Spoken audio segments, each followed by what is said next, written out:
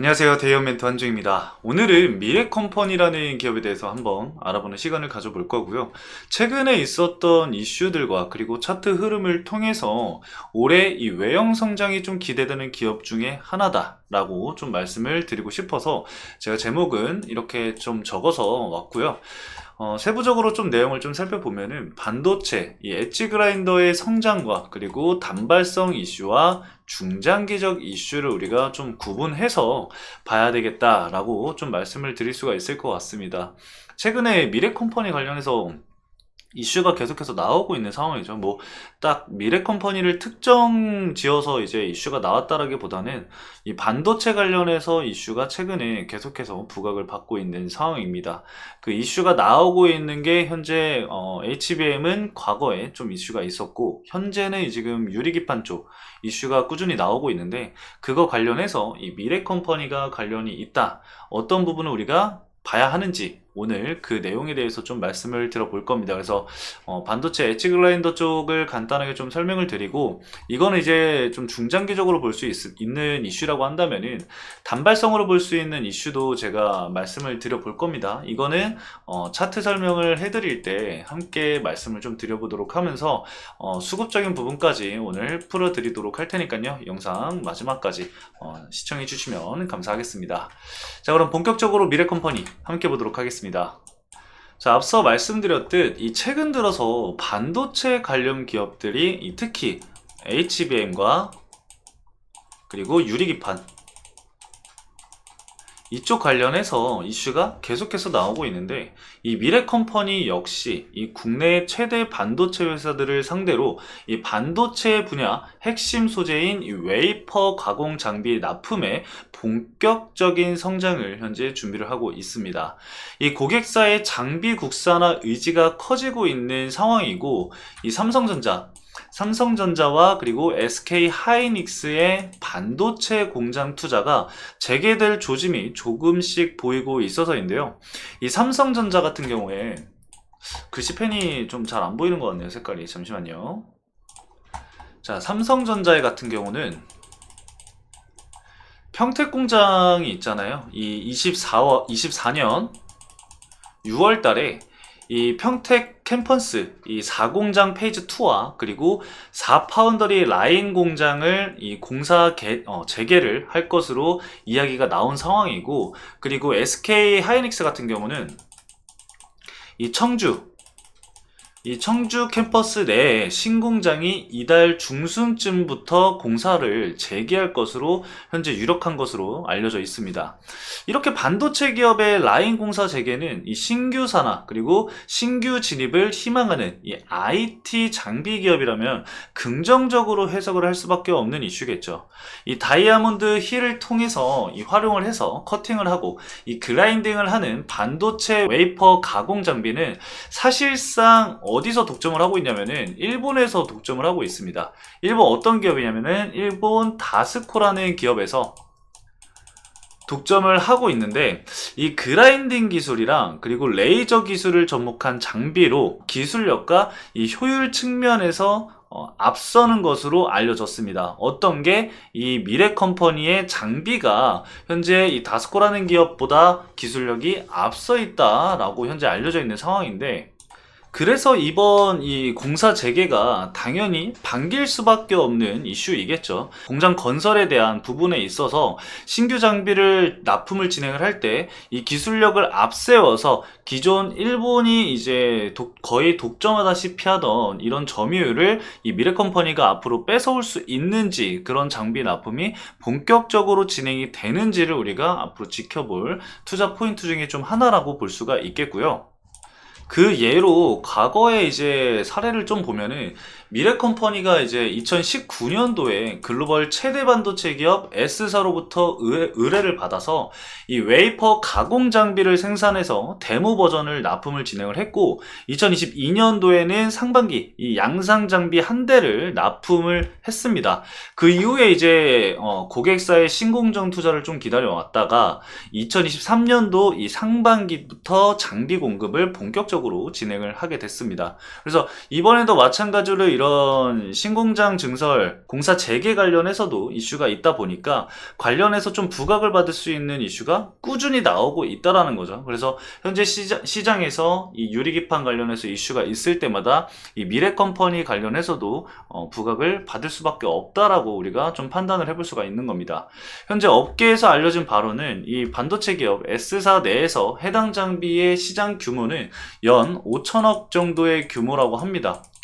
그래서 이 규모, 파악된 규모 내에서의 미래컴퍼니 역시 해당 규모에서의 점유율 향상을 우리가 기대를 해볼 수가 있어 보이죠. 그래서 이 점유율을 차차 가져가는지, 납품은 계속해서 우리가 생각했던 대로 진행이 되는지를 지켜봐야 될 부분 중에 하나겠죠. 그래서 만약에 실질적으로 이 납품이 진행이 된다라고 했을 때 장비 납품과 함께 외형 성장이 이루어지면서 주가도 뭐 선반영이 분명히 되겠지만 그런 부분들이 실체가 있다라고 한다면은 주가 상승에 더 큰 효력을 보일 수가 있겠죠. 그래서 해당 내용은 참고해 주시면 될 것 같고, 그리고 이제 제가 그 단일 판매, 이 공급 계약 체결을 좀 가지고 왔는데, 공시를 가지고 왔는데, 여기 보시면은 이 SK 실트론도 이제 공급을 진행을 하게 됐습니다. SK 실트론은 여러분들도 아실 수 있는데, 이 국내 최대 실리콘 웨이퍼를 생산하는 기업이죠. 그래서 이 SK 실트론과도 장비를 납품을 진행을 하게 되면서 고객사 다각화가 현재 이루어지고 있는 상황입니다. 현재 미래컴퍼니 고객사를 우리가 좀 체크를 해보면은 LG 디스플레이, 그리고 삼성 디스플레이, 그리고 SK 방금 봤던 SK 실트론, 그리고 뭐 BOE도 있고요. 그리고 티안마, 그리고 HKC 등등이 있습니다. 뭐 더 있지만 유명한 기업들 위주로 좀 말씀을 드렸습니다. 자, 그럼 이어서 차트를 보면서 단기적인 이슈가 나올 수 있는 부분에 있어서도 한번 말씀을 드려보면서 여러분들이 어떻게 좀 대응을 해야 될지, 그리고 어떤 라인들을 좀 지켜봐야 될지에 대해서 말씀을 드리도록 하겠습니다. 자, 차트 보도록 하겠습니다. 우리가 지켜봐야 될 부분은 딱 두 군데라고 보시면 될 것 같습니다. 일단은 첫 번째 구간과 그리고 두 번째 구간인데, 현재 두 번째 구간 같은 경우는 제가 말씀드렸던 유리기판 쪽으로 이제 엮이면서 추가적인 수급이 좀 들어오고 있는 상황이죠. 그러면은 첫 번째 주가 상승이 이루어졌었던 시점은 어떤 것이 있느냐? 바로 전고체 관련 이슈가 있었을 때죠. 이때가 이제 인터배터리가 진행이 되면서 삼성 SDI가 전고체 배터리 관련해서 이제 양산 일정을 발표를 하게 되면서 관련주들이 주가 상승이 이루어졌었는데, 그때 당시에도 이 미래컴퍼니가 이 전고체 관련주로 엮이면서 단기적인 주가 상승이 나왔었습니다. 어떻게 엮여 있냐면은 이 미래컴퍼니 같은 경우는 현재 이 국제과제를 진행을 하고 있는 상황이죠. 그래서 삼성 SDI와 그리고 이 정부, 그리고 이 미래컴퍼니가 진행을 하고 있습니다. 그래서 관련주로 엮여 있다라는 점을 여러분들이 알고 계시면 좋을 것 같고요. 관련해서 삼성 SDI 쪽에서 이제 전고체 관련해서 이슈가 있을 때마다 관련주로 부각받을 가능성이 높으니까요. 참고를 해두셔서 해당 내용은 단기적인 이슈다라고 좀 보시면 될 것 같습니다. 제가 아까 단기적과 그리고 중장기적 이슈로 좀 나눌 수 있을 거다라고 말씀을 드렸는데, 단기적인 이슈는 방금 말씀드렸듯이 전고체 배터리 관련해서 단발성으로 좀 체크를 해주시면 될 것 같고, 중장기적으로 좀 지켜봐야 될 게 바로 제가 아까 말씀드렸던 유리기판, 이렇게 나눠서 좀 체크를 해보시면 좋을 것 같습니다. 과거에도 계속해서 저항을 받거나 아니면은 지지를 받았었던 가격대인 이 35,000원 가격대 라인을 좀 뚫어주지 못하고 있는 상황입니다. 그때 이 전고체 관련 이슈가 있을 때도 그렇고, 이번 이 유리기판 관련해서 이슈가 있을 때도 해당 라인을 돌파하지 못했습니다.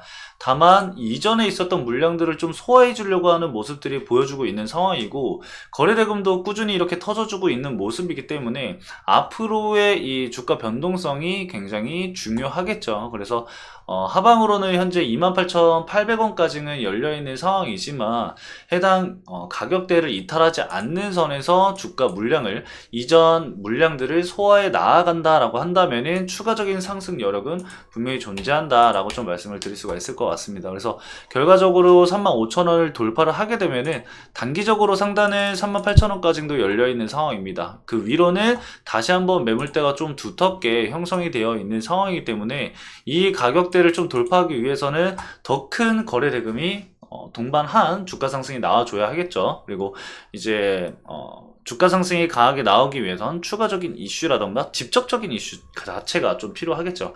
제가 말씀드렸던 그 유리기판 관련해서 아니면은 뭐 이 국내 기업 중 이 SK 하이닉스와 그리고 삼성전자에다가 실질적으로 이제 납품을 추가적으로 진행을 한다라던가 장비 공급을 한다라던가 이런 이슈가 나온다고 한다면은 충분히 위에 있는 물량들은 소화해 나갈 수 있을 거라고 보고 있거든요. 그래서 제가 아까도 말씀드렸지만 그 이슈가 나오는 것이 가장 중요하다라고 말씀을 드렸습니다. 기대감으로 인한 주가 상승도 물론 좋지만 이렇게 실질적으로 실체가 있는 이슈가 나와줘야지 시장에서 수급들을 퍼져 있는 수급들을 가져올 수 있기 때문에 이거는 우리가 꼭 지켜봐야 될 부분 중에 하나다라고 말씀을 드릴 수 있을 것 같아요. 그래서 해당 내용 꼭 참고를 좀 해주시면 될 것 같고 최근까지 개인들의 매수세가 꾸준히 유입이 되고 있는 상황입니다. 오늘은 이제 외국인이랑 기관 쪽 기타법인 쪽에서 좀 물량이 들어왔는데 일단은 좀 더 지켜봐야 될 부분인 것 같아요. 아직까지는 메이저 수급이라고 할 수 있는 물량이 뭐 색다롭게 들어온 건 없거든요. 기존에 이제 있었던 키움증권이랑 미래에셋 같은 경우는 개인들의 사실 물량이라서 메이저 수급이다라고 얘기하기는 좀 그렇고 일단은 손바뀜이 나오는지는 좀 더 지켜봐야 될 것 같아요. 아직까지는 뭔가 상승을 주도할 수 있을 만한 물량을 확보하는 애들이 보이진 않고 있어요. 단기적으로 큰 물량이 들어올 수도 있는 거니까 그렇기 때문에 손바뀜이 나오는지를 우리가 좀 지켜봐야 될 것 같아요. 이 부분에 있어서는 제가 계속해서 체크를 해서 여러분들에게 전달을 해드릴 거니까요. 참고해 주시면 좋을 것 같습니다. 자, 오늘 간단하게 여기까지 말씀을 드리면서 미래컴퍼니 마치도록 하겠습니다. 오늘도 시청해주신 여러분들 감사합니다.